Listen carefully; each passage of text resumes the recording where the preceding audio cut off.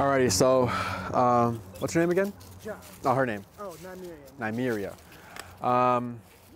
I didn't get to go over the consultation form or anything. I've been busy all day. But go ahead and fill me in on Nymeria, what your goals are, anything you're trying to address, and then just give me any information that you think that would be important for me to know. Sure. So,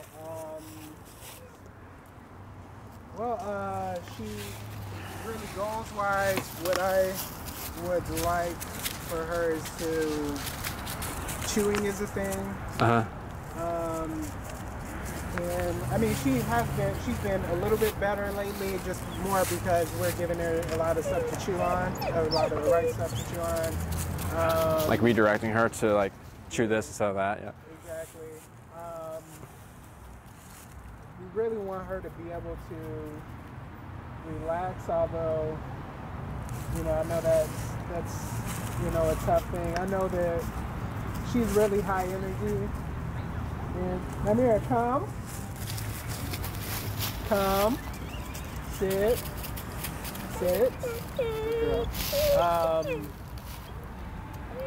Leash training.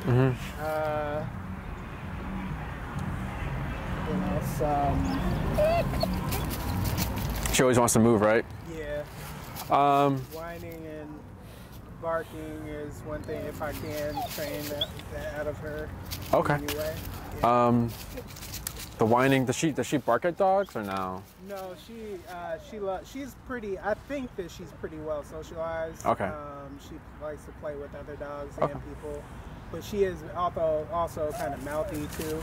She doesn't really like bite, but she's always kind of like using that mouth. Her mouth. Like if you try to pet her, like she will try to go at your hand a little bit in a playful way, but still, you know, something I want to get out of her. Yeah. And then for dogs, have you ever seen her play with a dog or? Yeah. Okay, good. How's she with the? So yeah, that's one thing. So she's playful, but she's kind of like rough or tense. Like just always. Just always at them. Oh, I see. Okay. You know. She doesn't stop. The other dog, like she doesn't stop. If a dog is like, no, she's not there. She just keeps on at them. Like she has my sister-in-law. She has a dog, and she will just constantly be at her neck, trying to like. If she doesn't play with her, then she's at her legs and trying to basically force her to play. Basically. Okay. Yeah. Anything else?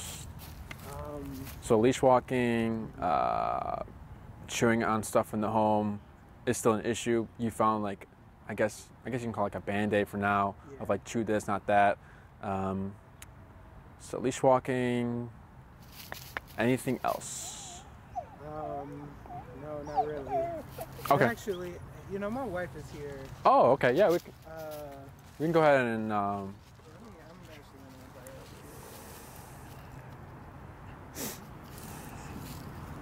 up.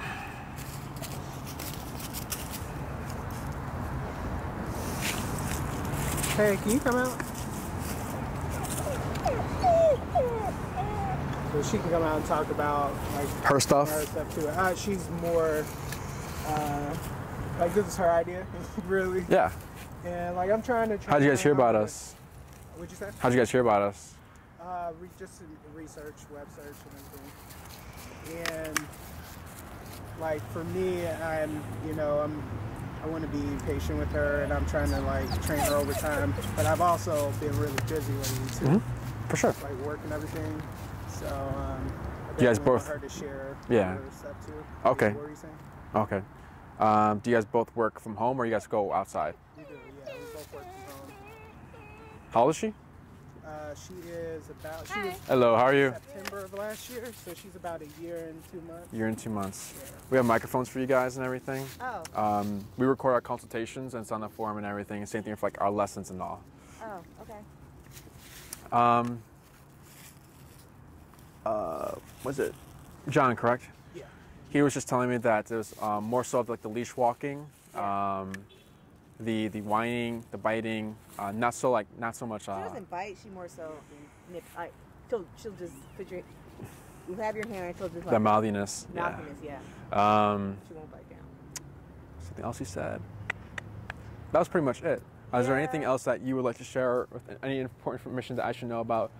Nymeria? Yes. She's just super rambunctious, kind of just does what she wants to do. When we're in the house, we're kind of not walking on eggshells, but we're very hesitant to kind of let her roam the house because she has like chewed the crown molding, chewed different wood items, blah, blah, blah, like our wooden bars. She'll just randomly do it, I guess sometimes when she gets bored. So we were giving her a lot of just like leeway probably about 6 months ago, and she was kind of cool, you know, and then she just randomly just started like just chewing things. So we're just kind of nervous. So she kind of has free roam of the basement, but like we eventually want to get to a spot where we just kind of just let her roam the house and just be whatever. But like, you know, she also gets out if we leave the gate open. I mean, I'm sure most dogs do, but like say we leave the gate open or Amazon leaves the gate open accidentally, like she's gone. Like she has no sense of like recall. She'll answer to her name sometimes. She seems to be really treat oriented. Maybe we overdo it with like incentives, but like sometimes she'll answer to her name. A lot of time, most of the time she does, but like I don't know. I think she's too like influenced by treats, and she whines a lot when she doesn't get her way. Yeah. Okay. So she's not at all like dangerous, or she's never fit. She's just very, very excited. Anybody that comes into the house, she's on you for the whole stay. And if we put her up, she's whining the whole time. Okay. Yeah. What do you guys do with her in the home? Do you guys just keep a leash on her, or what do you guys? No, we kind of like, she's just around us. So we work from home. Yeah. And so if he's on a call, he'll kind of have her in the basement in her area. He's like getting up every hour, every 30 minutes whenever he has a break to kind of let her out outside for the bathroom, or just to kind of like interact or engage with her. He takes her out on the walk in the morning. And I'm around too, so if she's not in the basement, we just have to keep an eye on her. Like if she's roaming, like, okay, who has eyes on Nymeria? Like, so she can roam, but like we just have to make sure. And she's chewed up stuff in front of my, like before we got to her, just random, like she just chewed it up. So it's like, I should stop behind you right here. Yeah. Okay. Is she kennel trained or crate trained? No, I mean when we first got her, she was in the crate a lot. But now, no, she's not on the. She's 2. No, not now, no, because she's just like in her area. We call it her area. Okay. Yeah. So we just have like a gate that's like an enclosure. All right.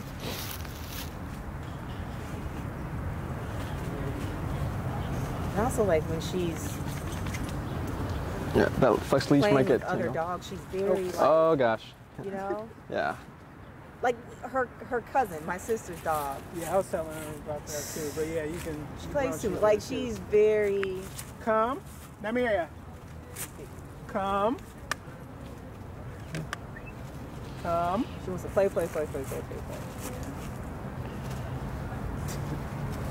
Okay. So she was in the kennel for a little bit. Yeah. You mean the crate? In the crate yeah. Yeah. When we got her, we kind of expanded her area over time.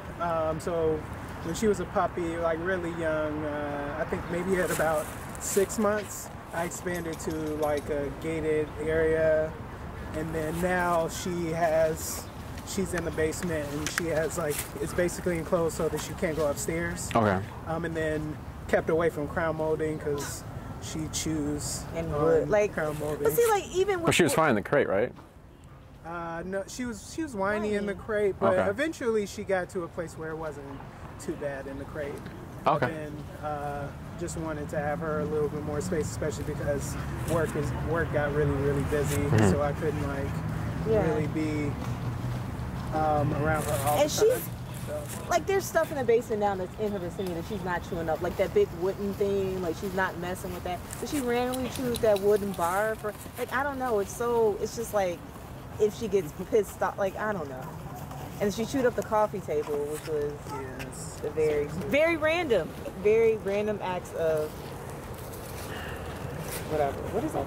No, so yeah. Okay. So what I'm saying is just a lot of overstimulation. Yes. She doesn't know what to do. Yeah. One, because there's too much freedom. Yeah. Too soon. So she always wants to move. When she doesn't want, when she can't move, she gets frustrated. So then it results into like the increasing of whining because she wants to keep going.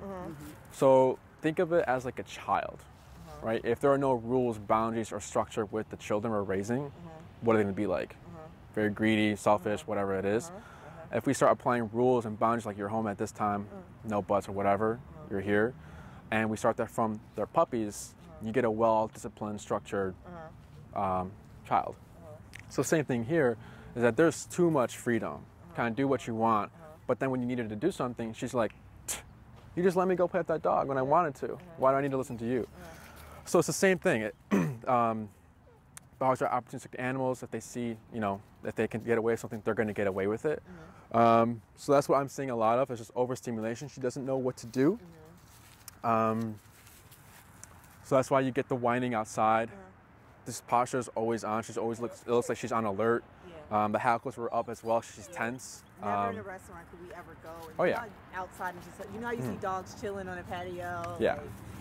Like, So what needs to happen for her is just telling her what to do when we're out here, right? Because even if we're walking, she's still like probably doing this. Another sign of overstimulation would be you do like crazy amounts of exercise, you do all this stuff, you come home, she's still zooming around, she's still chewing stuff. It doesn't tire her out because mentally she's not getting exercise. Physically, maybe, but this is not tiring her because she wants to keep going. There's no like off switch. So I would revisit the kennel because the kennel is an off switch technically. It's giving her time to kind of decompress and not move and just relax. So once a dog gets relaxation time, it's a balance of like energy wise throughout the day. So like at our daycare, it's an hour activity and an hour rest. So if the dog is constantly playing all day, they're gonna go home wired because they're playing all day, they're still stuck. So if we give them breaks and let them rest, they go home more tired because of how balanced it was throughout the day. Does that make sense? Because sometimes when we send her, when we do her boarding, she comes back exhausted. Yeah, and sometimes some daycares, they're good. Like Other daycares are crazy. Yeah, so she is just like she jumps, like I don't know.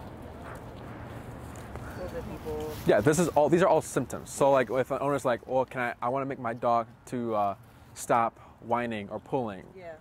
We address the root, then you don't see the whining or the nipping or the jumping, or the frustrated whining, because this is all one frustration. And she's like, I want to go play with that dog because I was just playing with that dog. Why can't I play with that dog? It's like a child who's like, why can't I do that? Why can't I do that? I want to do this. Does that make sense? Yeah. Anything else? Any questions? So you want to revisit the crate?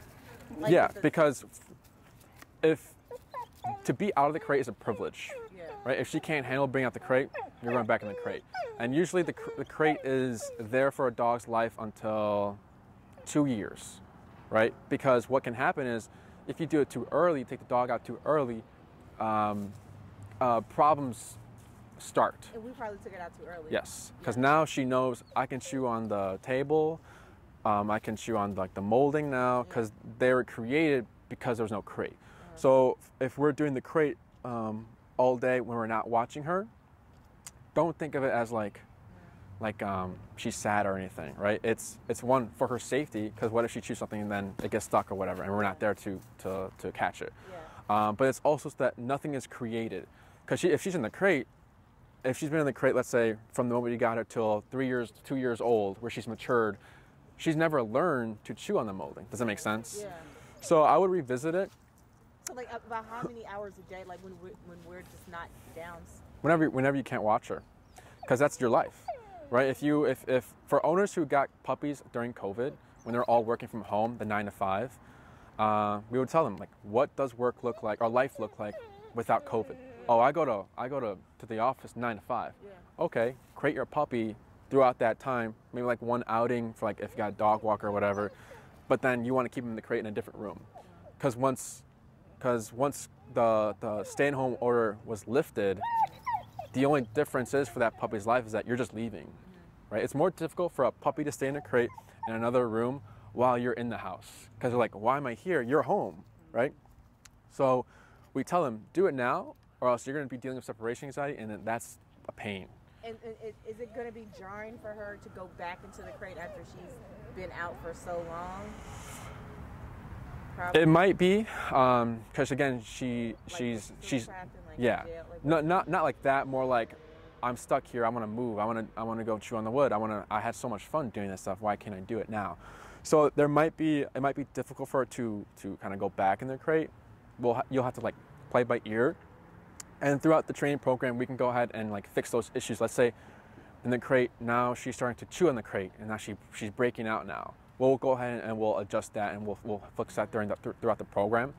And then like jumping off on people, like just being super overstimulated. Correct. That's just the symptom. Because if we're always addressing the symptoms, never the root, it's always just going to keep happening. Got it. Okay. So.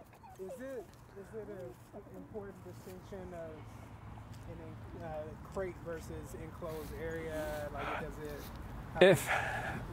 It depends. So like if you're enclosed area, if you've done it and she's fine in it and she's not getting into anything, that's fine. As a dog trainer, we prefer to like tackle things that are difficult. So if she's struggling kennel, we'll fix that. But if like an owner's like, well, I mean, I've put her in the kitchen with a little gate and she's fine and quiet and she doesn't get into stuff, and we'll ask the owner like, does that work for you? Yeah. Are you happy with that? Yeah. Okay, that's fine. So whatever, because at the end of the day, it's your dog, your house, your rules. So if something's working for you, that might not be our preferred way to fix it. That's fine. Does that make sense? Well, so because like Nicole is saying, behavior is continuing, and right now, say that again. When Sorry. She's the behavior, like this type of behavior is continuing. And she's fine. She is fine down there, and she's been like she's quiet for the most part until Nicole comes in the kitchen. Yeah, and she hears us. Then she's like, to your point, as if like she hears you in the kennel, she's gonna go like a little more. But when she's by herself and it's quiet, when you look at her when we're out of the house. So I'm gonna go ahead and give you a new leash right now to keep her still. So you're gonna go ahead, because this harness is also part of the issue, and I'll explain that. So go ahead and bring her to me. Yeah, please explain what she needs. I'll just put it on. Good. Good. So go ahead and you can take this leash off. Take this off. Okay. I'll take it off. Yeah, thank you.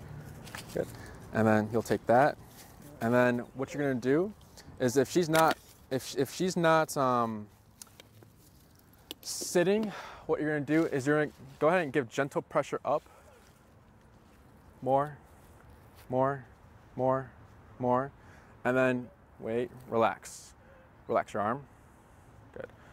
So pressure on when she complies, pressure off when pressure on when she's not complying, pressure off when she complies. So every time she gets up, what you're gonna have you do is just pull up until you get this sitting position. We're not gonna say sit, because pulling up de-escalates the dog, pulling back escalates. So with the harness, when we pull back, you're making her pull forward more. Dogs have what's called opposition reflex. If you pull back, they go forward. If you pull left, they go right. If you pull right, they go left. If you pull forward, they want to go back. So when she wants to go forward and you pull back, it makes her want to go more. So that's where you get the vocalization, the frustration.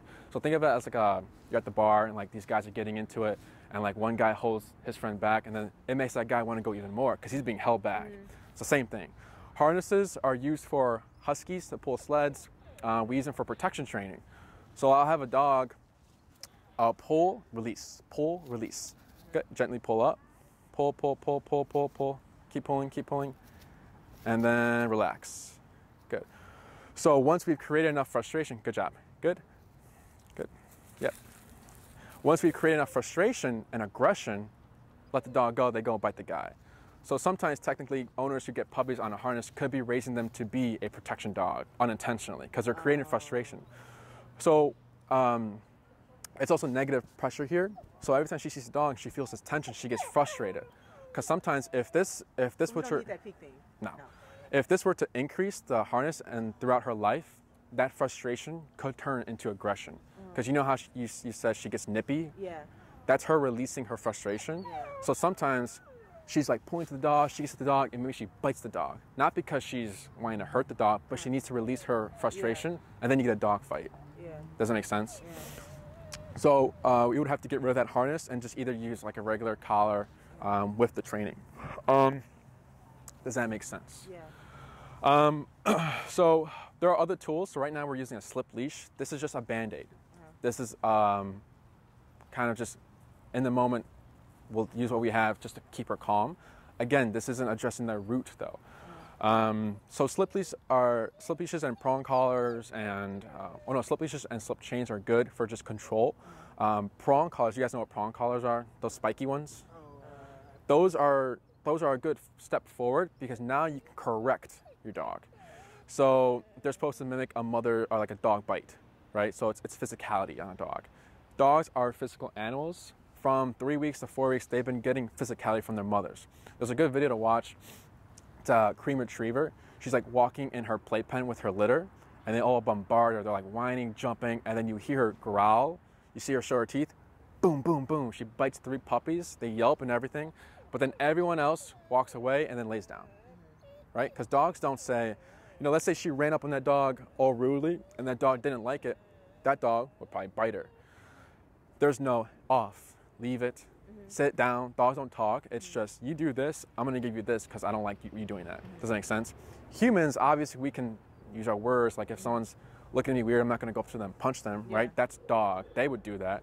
But that's the difference between us because humans tend to think that dogs are little angels or little fluffy fur balls and they will never hurt anyone. But they're animals. They have teeth and they're very mouth-based animals. So it's just nature. So prong collars are a good step forward. But the issue with prong collars is that sometimes, because you can teach heel, stay, sit down, place, come, right? The issue is you take that leash off, you've lost all control. So let's say one day you put the prong collar on wrong, and then she gets away, you have no way to connect to her. Or maybe you try the prong collar and she's still pulling you because she's overriding the pressure. Because let's say her energy level is at a 10, but then your strongest leash pop or something is like a 7. You're never going to have the power to override the brain and kind of help her disengage. This is the longest she stays still since we've gotten here, right? So she just needs discipline, that's all. Which then brings us to electronic collars. You guys do research about us and we use e-collars and everything. I saw that. So the reason why, or what do you know about electronic collars? I just kind of know what I saw a few. I didn't really read on it, but I think a rep told me that's what you all typically do. I don't really. Yeah. I didn't know if it was a shock collar or like what. Correct. Yeah. So a common term is shock collar. Now Jesse, he's the owner of the business. He likes to call the e-collar electric, but it's not electricity, so it's not like flowing through the dog's body. It's literally this little collar with a little box, and there's 2 probes, 2 contact points, and whatever those contact points are touching is what it's affecting. Have you guys ever been to like a physical therapist or like a chiropractor? Have you ever had stim? It's the same thing. It feels the same thing, same way. Also, very similar to how we train our dogs. The chiropractor or the therapist would say, I'm going to start low, I'm going to work my way up, let me know when it's too uncomfortable. Client lets them know, that's enough. They lower it 2 levels down, and then they let the machine do its work. Very similar to how we do our dog training. Dogtra is the brand we use. Jesse's tried many brands throughout his career, but Dogtra has gotten the best results just because of the way it feels. Dogtra has 127 levels of stimulation. So 0, 1, 2, 3, 4, 5, 127. There are other brands out there that maybe go up to 10 or 8. Think of 127 equal to 10, the power. We just have so many more numbers to be more specific to the dog's personality, the breed, the scenario. Because as you can imagine, if we're on that 10-leveled e-collar, 5 is making her yelp. It's too high. But then 4, she's not listening, then you're stuck. Your dog's either not listening or your dog's yelping the whole walk, which is both not good. So for us, if 40 is too low or 50 is too high, we can go to 45, 42, 43. You can be very specific to the breed and the dog. Does that make sense? They're waterproof, a mile-long range. You know, we've been using. I've had mine for 3 years now, I think, and I've had it have. Good job, good, and then relax, good. I haven't had any issues with my system, and they're rechargeable, so you don't need batteries or anything. Just plug them in the wall. Any questions about the e-collar itself? Good, and then you'll pull up here too. Good job. Good, and then relax. Good. So how e-collar would work for a dog like this is that, again, dogs are physical animals. E-collar is technically physicality because it's a physical touch. So think of the e-collar as like a quick bite of another dog. Good. Gently pull up here. Good. Keep pulling up, and then don't let her bite the leash. Yeah, there you go. And then relax, relax, relax. Good. Keep pulling, and then relax. Good. So that when she goes with the pressure, so here you'll pull up again. Yep. Pull, pull, pull, pull, and then relax. So that moment when she kind of jumps is she's trying to turn off the pressure, but that's the wrong answer. So you did it correctly. You keep going up because that's not the answer. This is the answer. Don't move, relax. So e-collar, we would have to teach her what's called heel. It's our walking command. Heel is walk with me, stay with me, sit when I stop. So if I take 5 steps with her, she takes 5 steps. If you take 10, she takes 10. If you come to a stop, she automatically sits on your left side or right side with the shoulder parallel to your leg. Loose leash in any environment, I don't care.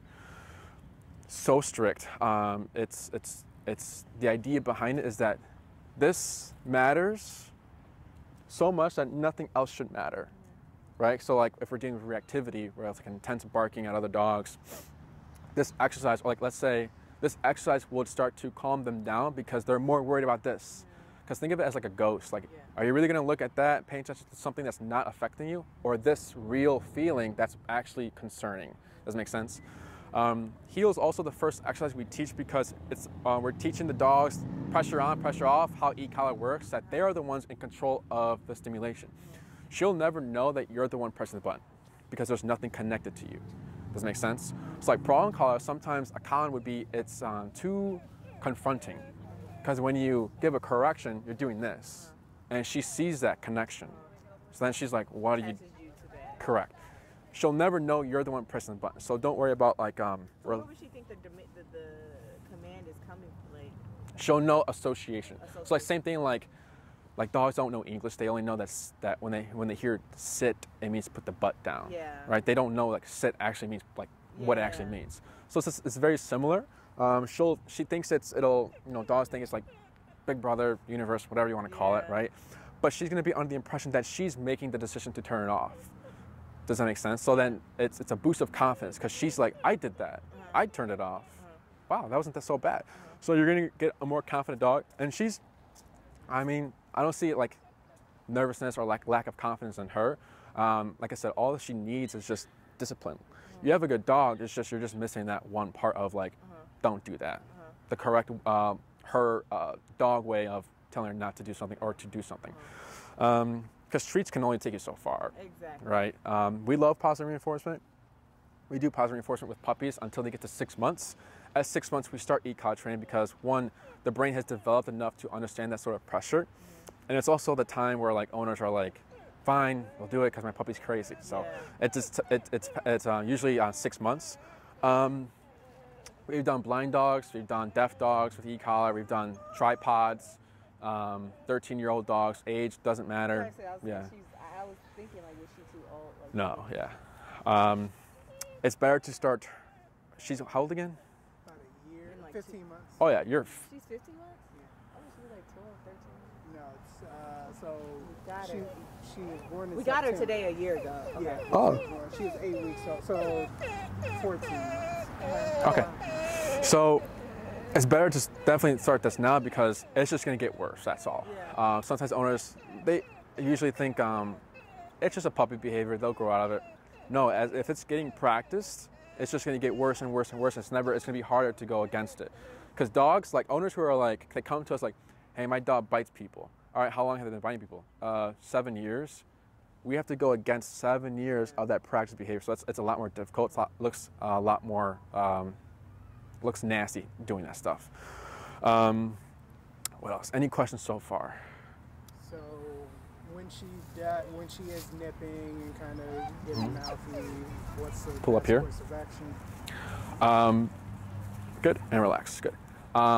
It's just the symptom. So let's say we teach you heel, and let's say, hey Enrique, she stopped nipping, but she still, go on, good. Good, and then relax. Good, pull up, and relax. Pull up, good, and then relax, good. Pull up, pull, good, and relax. Good, you got it, pull, and then relax. I've had dogs become obsessed with like glares or like shadows. Pull up here. You got it, good job. And we teach heel. By the second class, the dog doesn't pay attention to glares or shadows without us actually addressing it. So with heel, good, you got it. Good, and then relax. And then relax, good. You can go ahead and shorten the leash too, so you're not like this, so it's just easier for you. What was I saying? Oh, so let's say we teach heel, nipping goes away, the whining has calmed down, but now it's like those other dogs that are reactive to her, she has a hard time. So there's like a spectrum of like reactivity. Like dogs who are reactive to humans, that just goes away, first class. You don't need to address it. Then it's bikes and scooters and other dogs. Then it's reactive dogs. Then it's like you turn the corner, there's a dog, what to do there, right? So like again, we'll teach you heel to see what it fixes. But what else? Does that make sense? Because again, this is the job we're giving her. Walk next to me, and you stay here. So it's exhausting to be in that structured walk for that period of time. So let's say you bring her home, she's gonna be more fulfilled, more tired. So then maybe you don't see her chewing on the molding anymore, right? That might go away. You see what I'm saying? So That mental stimulation and just correct. exercising her is, I think that's something we're missing now. Yes. Structure, discipline, boundaries, think of that as heel.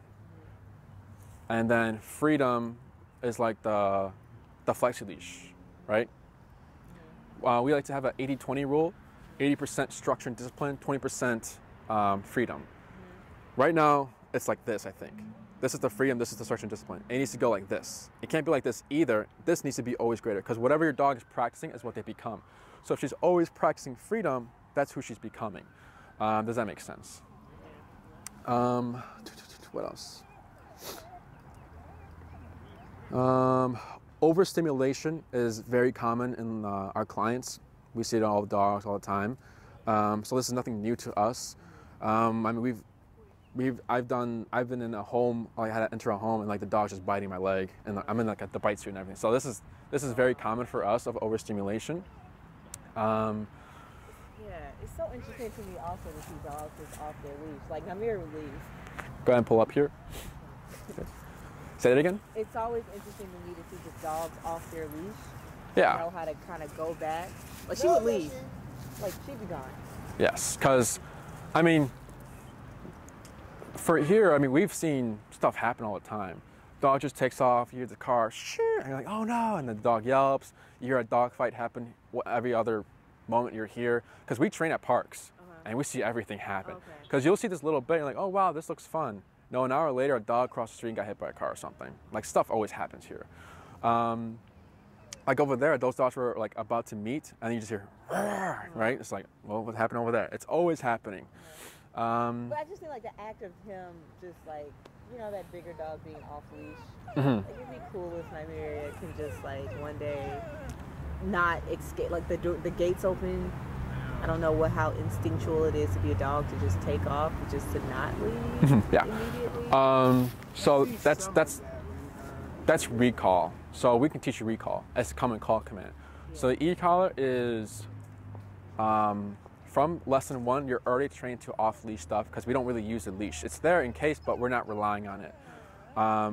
Recall or e-collar is the only tool that can get you to 90 to 100% of off-leash or on-leash reliable obedience.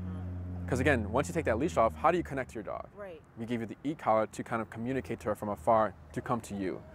Got it. So heel is definitely something you would need. Recall will teach you as well in case she gets out or gets loose. Okay. A common question owners have about the training is, you know, is the e-collar on all the time? Like after the program, do I still need it on? Like how does that work? So the e-collar is on when you need it. So if you're gonna go for a walk with her, it's gonna be on. After the program, still on always. Because we can't predict what's gonna happen on this walk. Let's say we're walking and then a car crash happens and she gets spooked, and maybe your walks are great, you have a little loose grip on it, she's by your side, and then she books it and then it slips out your hand. Or maybe her collar, she flips out the collar and she's running away. You have that e-collar to override her brain and make her come around and come to you. Because that's called flight mode. When dogs are in flight mode, they're thinking kill or be killed. They're running for their life. So saying, Nymeria, come, probably won't work. You're gonna need power of the remote to stop her thinking that and to make her turn around. In the home, if it's just you, us, you 3 guys, and she's relaxed, then you don't need the e-collar. If you're gonna have guests come over, 30 minutes prior, collar her up, address whatever that is needing to be addressed. And if you find that she's relaxed throughout the stay of your guests, you can take it off, or you can keep it on just in case, you know, she acts up again. So having kind of assessed her now, do you think it would be beneficial to have just like, if we're talking an in-home training or at you all's facility? Yeah. Like, because I didn't know if, because I guess with in-home, my question is like, isn't there a better connection, or does that matter if you're learning those core fundamentals at you all's facility? Correct. So that's a good question, and that's a common concern. Is that another like similar example would be like the dog was behaving well when the trainer was here, but when the trainer left, the dog didn't behave. So e-collar is very transferable. So let's say you do the facility stuff, and we're working her. And then in the video, because we videotape everything for you guys to see, you find that her working number, her functioning training number is 25. And then 25 for me is still 25 for you. Do you see that? So there's no, he's stronger than her or she's stricter than him. It's 25 is 25 for everyone. Whoever presses that button, it feels the same. It's 25. So that's why e-collar is also great because of how transferable it is. So like if I'm doing a one-on-one in person here at the park, and let's say like partner number 1 goes first, they probably do all the hard work. Partner number 2 goes, it's super easy because 25 is 25. Does it make sense? So there's no worry for that. Now at first, yes, she's not gonna, if like daycare and trainer or boarding train, you get her back for like, or like let's say you come visit her for a boarding training program and you say heel, and she's not gonna do it. That's normal because she's like, you're not Enrique, we're not at the training floor, right? She's not gonna know. Now for daycare and train and boarding train, you get the videos. You also get follow-up lessons. So we meet here at a park, or we in home, or at the facility, and we teach you what she's learned, and we transfer everything over to you so that she knows, okay, mom knows heel, dad knows heel, right? It's not that we're teaching her, but teaching her, like, we're teaching both of you, yeah. Association with the action as opposed to association with the person. Correct, yes. So with the program, and I forget what you all offer your It's, services. I can run through it. You have to be there, like, so overnight. Okay. So I'll just run through them if you want. Yeah, that'd be great. In person, it's like the one-on-one where we meet either at Oz Park, Palmer Square, which is where we're at, or the facility, or in home. It's all verbal instruction, so I don't touch the dog, or Jesse, whoever you want to work with. We don't touch the dog. We only coach you. You're learning a lot more. You're learning, you know, how to, what's it called? What's the word? There's a word. You're learning how to kind of get over through things. Like if let's say an off-leash dog comes to you, what do you do there? Or like a squirrel runs by, because we can't make a squirrel run by at the facility, right? So you're getting that in person, and we like to train at these parks because if you can train your dog at this park, you can train your dog anywhere, just because of how much activity there's going on right now. We have the 6-week program, the 9-week program, and the 12-week program. For you, I think minimum, we also have a 3-week program, sorry. The minimum would be 6 weeks. 2 classes heel, we'll see what that fixes. Let's say Enrique, she still doesn't like, or she still lunges at dogs. We have that third class to kind of really get into that. 2 classes recall, and then you have 1 more class for like a stationary command, like place. So like go to this bed, don't move. Okay, so a 6-week program, we would have to be there in person? Yeah, I'm just talking about in person, yes. Okay, in person, yeah. In person. Now, it's just tough with ours. oh yeah, no, for sure. Then we have the board and train and daycare and train. Yes. Daycare and train is where you drop her off, and we have the 5-day bundle, the 10-day bundle, the 15, and then the 20. So let's say for her, minimum 10-day bundle. You get 2 videos, 2 1-hour-long videos.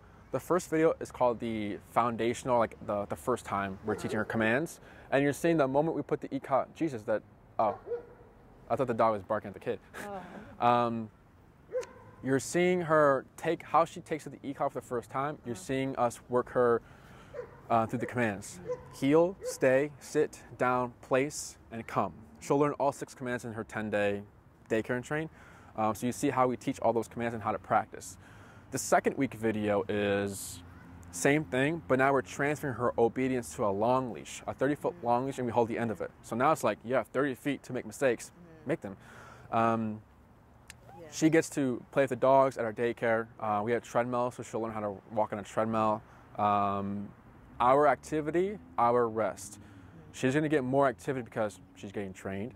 Okay. But if she's not playing with dogs, if she's not training, if she's not doing duration work where she has to stay in the bed for like an hour and not move, she'll be in the kennel. Okay. So if we see anything like any whining, barking, breaking out the kennel or anything like that, that's something we would correct so that's consistent. In our daycare, it's very structured. There's no whining, barking, growling, or humping, or jumping, or anything like that. You walk in, there's 40 dogs, it's all quiet. No one's barking at you. So we like to keep the peace. So we have tools to kind of give us that result. With the daycare and train, the 10-day, you get 3 hours of follow-up time. So you get your 2 videos, and then you get one-on-one time so that we can transfer everything to you. Okay. If you want 15 or 20, that depends on how much control you're wanting. So let's say, so for in-person, think of the 6-week program as I walk her on the block, it's structured, no lunging, no whining, nothing, no nipping, and then I take her to the park, I need recall, and I go home. That's a 6-week program. The 9-week program is all of those things, but then you take her to patios and you need her not move for like 2 hours. Yeah. The 12-week program is all those things, and then you go hiking every other weekend, you need to be off-leash trained. Think of the 6-week program equal to the 10-day, the 9-week equal to the 15, and then 12-week equal to the 20-day bundle. It just depends how much control you're wanting, right? I'm telling you minimum 10-day, minimum 6-week program for the daycare training and the in-person. Okay, so if we don't do in-person, your recommendation is? 10-day daycare bundle if you want to do the daycare train. Now, board and train, same thing, but you're leaving her with us. You're leaving her with us for 1 week, 2 week, 3 week, or 4 week. Think of the 4 week equal to 12-week in person, and then the 20-day bundle, and then so on and so forth. Minimum for a board and train would be a 2-week program. Okay. Yeah, I mean, I'm pretty much convinced that board and train? Not been trained. Oh, really? Like actual, like some sessions, you know, where really? It can be more interactive between me and the trainer and the dog. I think that's good. Yeah. Now, for a dog like her, any program works for you because it's just, it's some behavior, but it's more, how I say, it's easy for us. So whatever program you do would be fine. We always go for in-person because you learn more, that's why. But the board and train, daycare train is there for like availability. Like sometimes, like you said, owners can't commit to Sundays 1 p.m. 9 times. Does that make sense? Oh, yeah. So then the board and train is there for us to do all the hard work. We give the dog to you, you see the videos, you see how we taught it, and then we're just teaching you how to practice. Okay, so you want to do in-person for 10, what do you six-week program. Okay, that's what, okay. And like I said, if you, let's say you do the 6-week program and then you're like, man, this is great, I want to learn more, you can buy a 3-week bundle and we teach you more commands to build off of. Okay. So you can always buy more classes if you want. Does that make sense? Yeah. Thank you for explaining everything. Yeah. Any other questions? And we can follow up with Tina on email. It's a process. Yeah. So yeah, after the consultation, you'll get a follow-up email from Tina. Okay. She'll give you the program we talked about. Okay. She'll also include the 10-day daycare train and the 2-week board and train bundles so that you can just see the prices. Okay. The e-collar I recommend for her, it's going to be a link to Amazon, or you can purchase it through us. Same price and everything, but for us, 30 days, if there's something wrong with it, you give it back to us, we deal with Doctra, and then we borrow you a collar. Same price and everything, but after those 30 days, you would have to contact Doctra yourself to get it fixed. And then a form, it's an agreement form that needs to be signed.